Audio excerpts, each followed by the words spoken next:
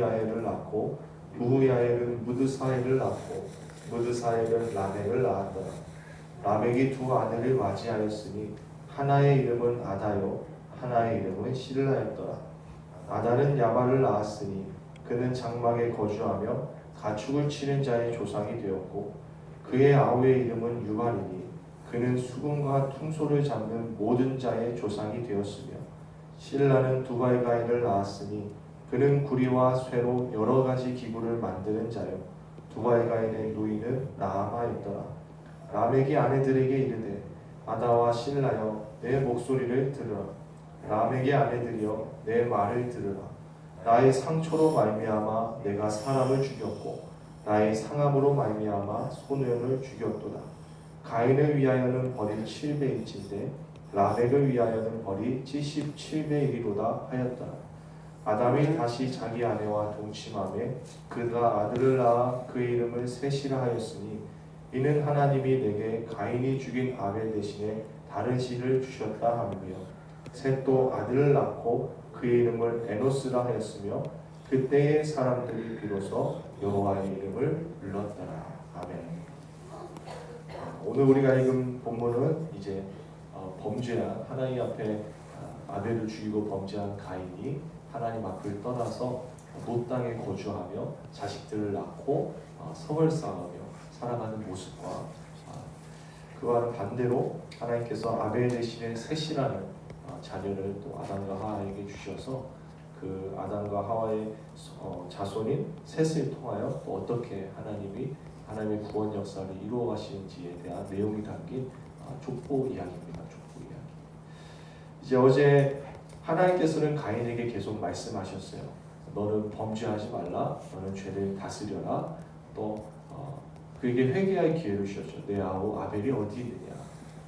그리고 하나님께서 그렇게 찾아오셔서 말씀하셨음에도 불구하고 가인은 계속 하나님을 거부하고 하나님 앞에 거짓되이 행하고 하나님 앞에 그 아우를 지켜야 될 책임과 의무를 회피하는 모습을 보였을 때 하나님이 가인을 징계하지 않으십니까? 징계했음에도 불구하고 가인에게 베푸셨던 은혜가 뭐였냐면 가인이 어디로 가든지 그 생명은 하나님께서 지켜주신다고 약속하셨어요. 자, 그 이후에 이제 오늘 이야기가 시작되는 거예요. 하나님께서 내가 너 생명은 반드시 지켜줄 거야. 이런 약속을 주셨단 말이죠. 근데 가인의 행한 행동은 무엇입니까? 16절에 보니까 여호와 앞을 떠나서 에덴 동쪽 롯 땅에 거주하게 되었다. 자, 우리가 이제 창세기 말씀을 묵상하면 하나님께서 가인에게 베푸신 은혜가 적지 않습니다. 그런데 안타깝게도 가인은 그 하나님의 은혜를 보지 못하고 여호와 앞을 떠나게 되죠.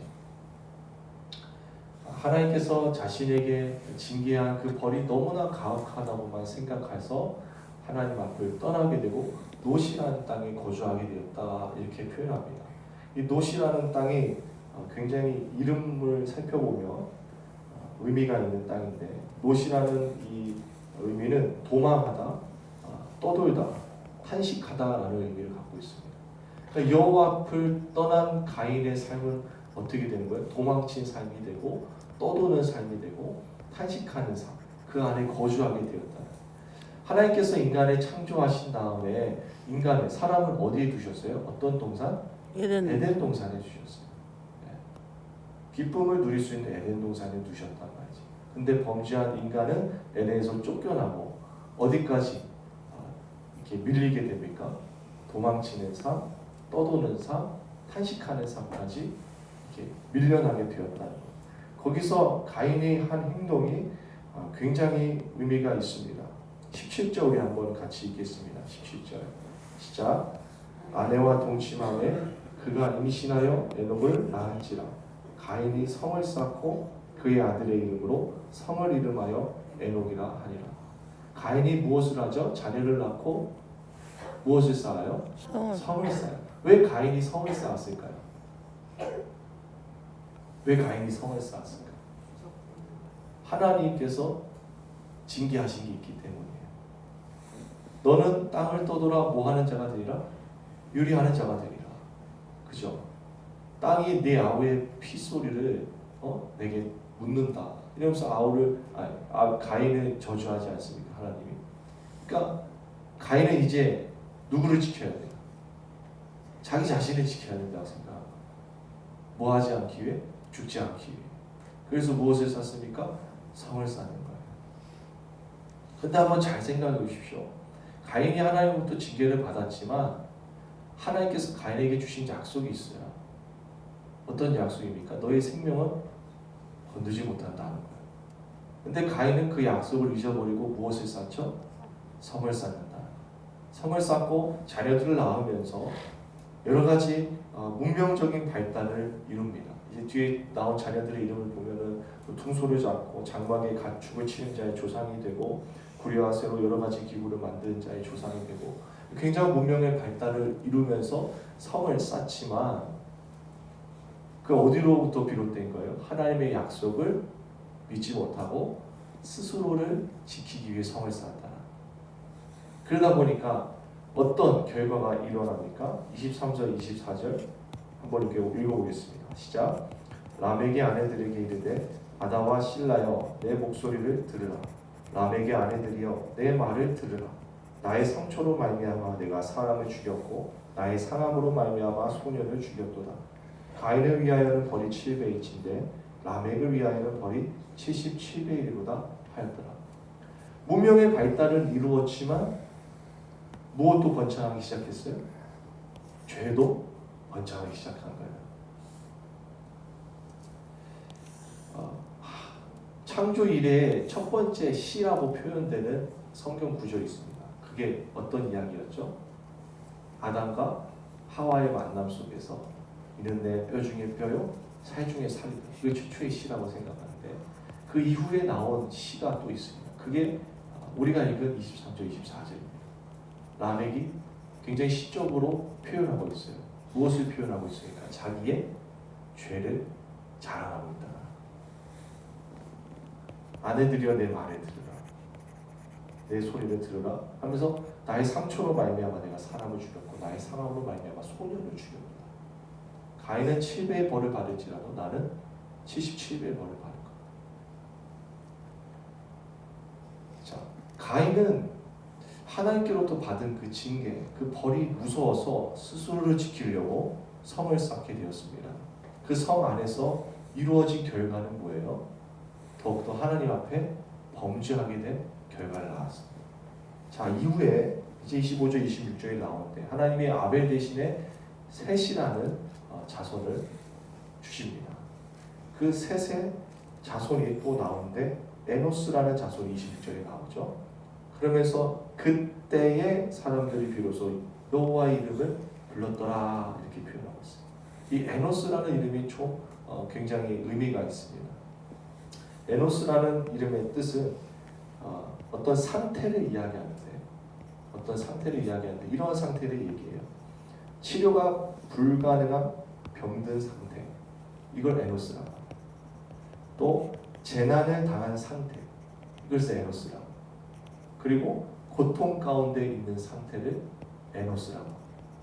그러니까 셋이 아들을 낳고 그 이름을 에노스라고 하였던 것은 지금 셋이 당한 그런 환경이 어떤 상황이라는 거예요?